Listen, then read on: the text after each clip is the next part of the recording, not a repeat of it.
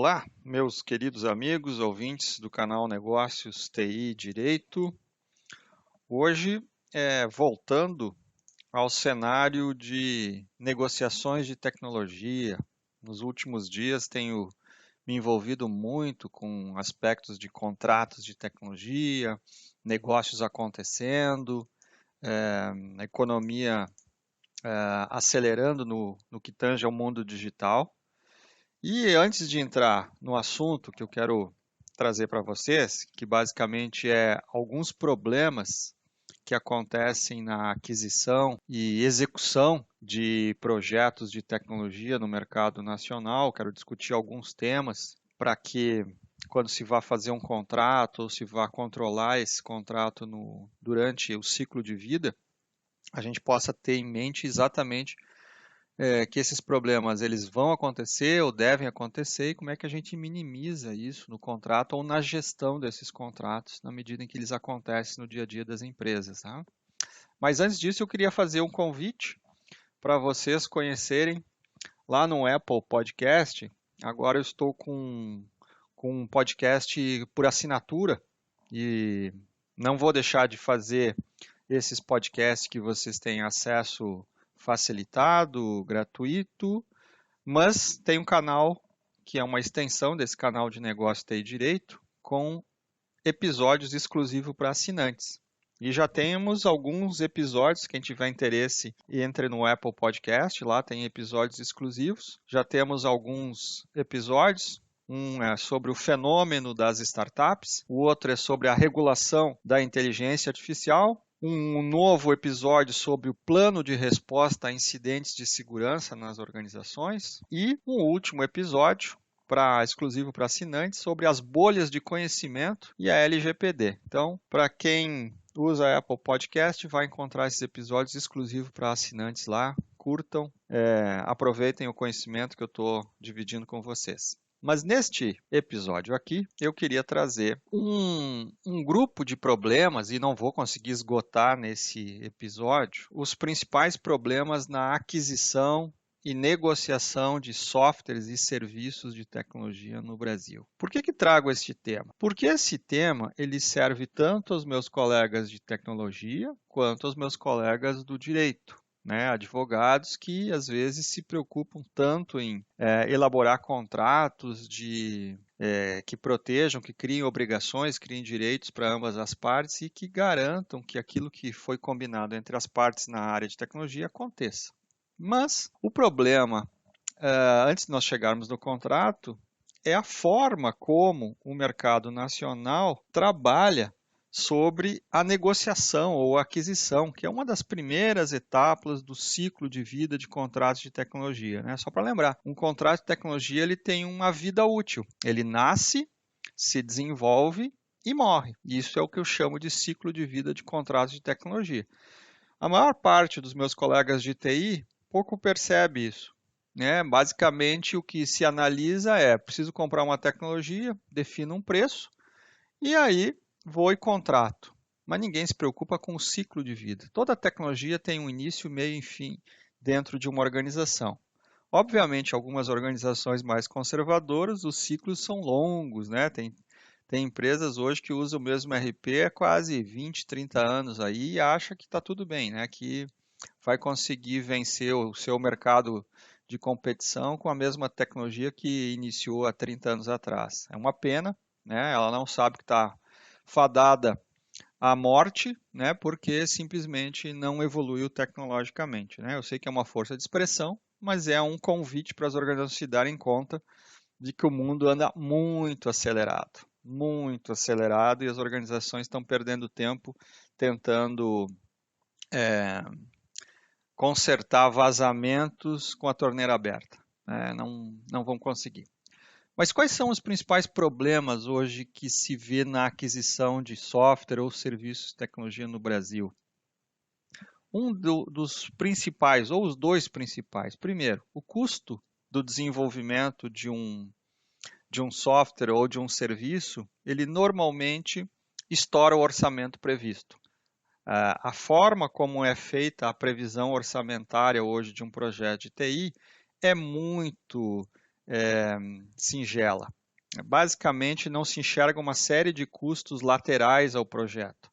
Basicamente, o que se faz na orçamentação é só pegar o orçamento principal de um parceiro de tecnologia e dizer: o orçamento é isso. Esquece-se que todo projeto tem hora extra, todo projeto tem gestão de mudança, todo projeto tem problemas, todo projeto tende a aumentar custos não previsto, como troca de pessoas durante o projeto. As pessoas são projetos, se forem projetos longos, tendem a não permanecer muito tempo no mesmo projeto, ainda mais na área de tecnologia, onde pessoas da área de tecnologia, com 7, 8 meses no mesmo projeto, já ficam cansadas e querem ir para o próximo.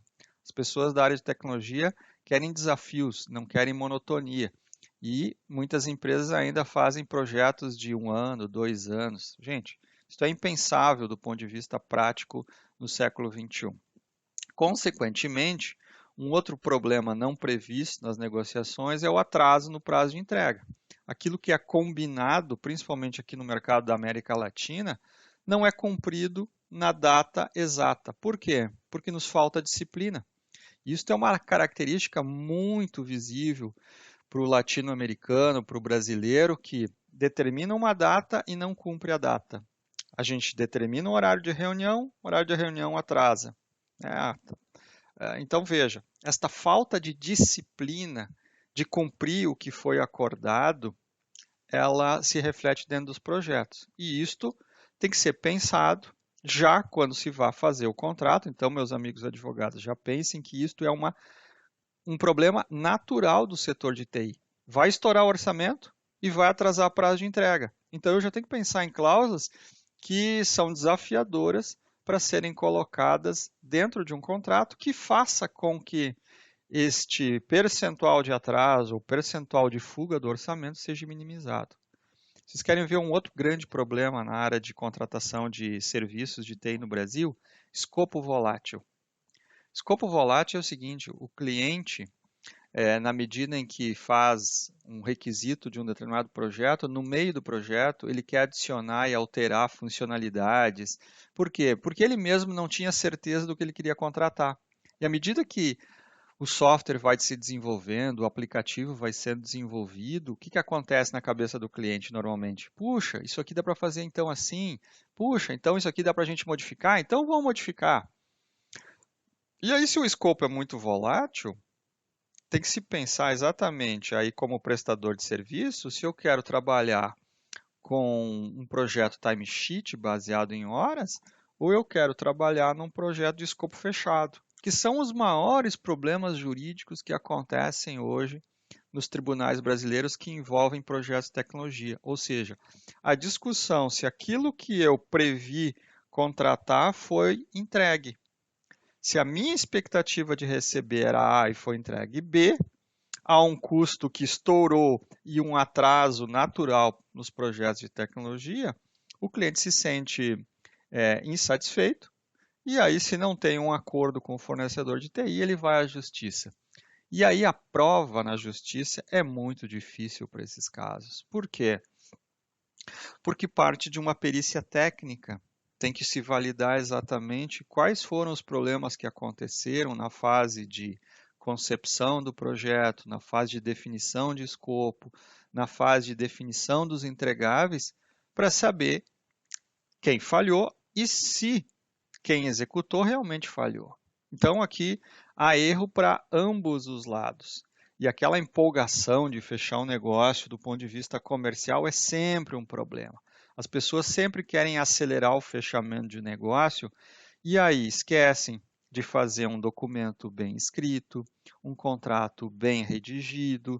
Normalmente as cláusulas são padronizadas e ninguém pensa em como executar aquelas cláusulas no dia a dia. Eu vou dar um exemplo simples, né, que me ocorre agora, que é o fornecedor diz assim: eu vou enviar a nota fiscal sempre até o dia 5 para pagamento até o dia 10. E junto irá um relatório sobre o SLA do projeto.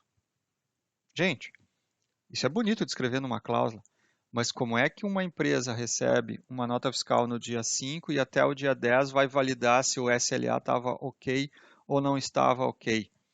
Quanto maior a empresa, mais difícil é fazer esse processo. Então, tudo isso tem que ser pensado antes, os detalhes de como a operação funciona na prática, se eles forem bem traduzidos para um contrato, é um jeito de disciplinar as pessoas, porque senão no Brasil fica subentendido que as pessoas entenderam A e depois executam B. E aí começa toda a confusão. A cláusula padrão de desgaste entre cliente e fornecedor de TI é o tal de SLA, onde o cara diz: se eu atingir 99%, o SLA está atingido. Mas não coloca qual é a penalidade se ele não atingir os 99%. E aí fica subentendido que existia uma penalidade, mas não colocou no contrato qual é a penalidade. São erros básicos na negociação de projetos de tecnologia.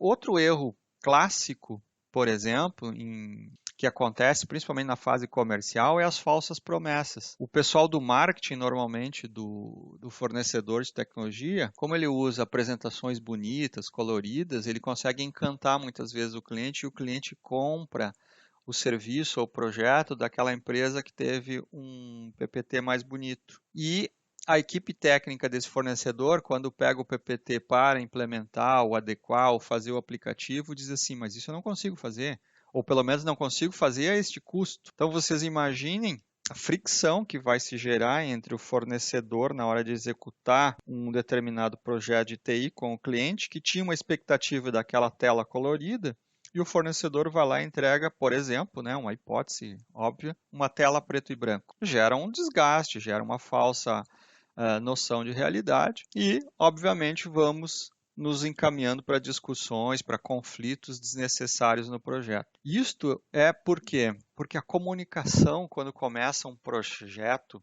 entre cliente e fornecedor de tecnologia, ela é totalmente ineficiente. A área de tecnologia tem um problema gigante, ela não sabe se comunicar. A gente não conta o que está fazendo porque a gente baixa a cabeça, internaliza que agora eu tenho que trabalhar e tem um prazo para cumprir.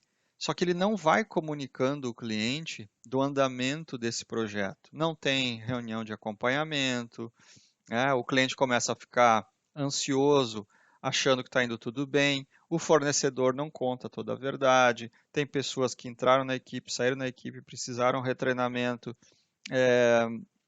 O código falhou, teve que ser retestado, os testes foram ineficientes e o cliente achando que está tudo bem.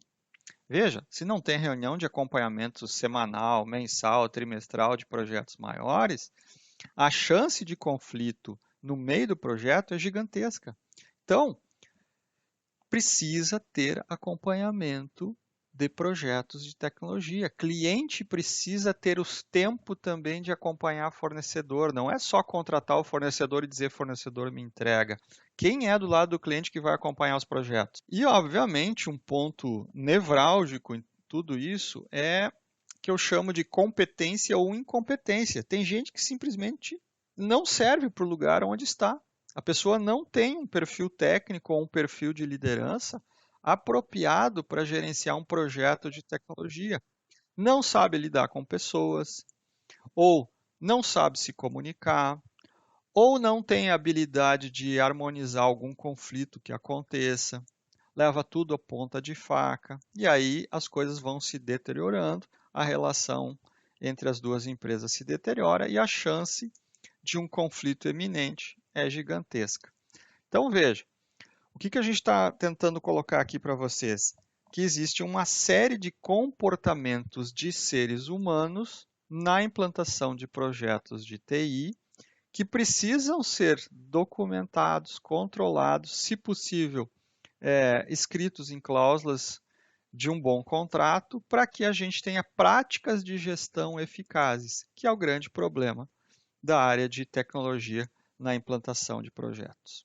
Então, este foi o recado de hoje do nosso canal Negócio TI Direito, para termos bons projetos de sucesso em relação à contratação de softwares e soluções de TI. Até o próximo episódio, um abraço, tchau, tchau.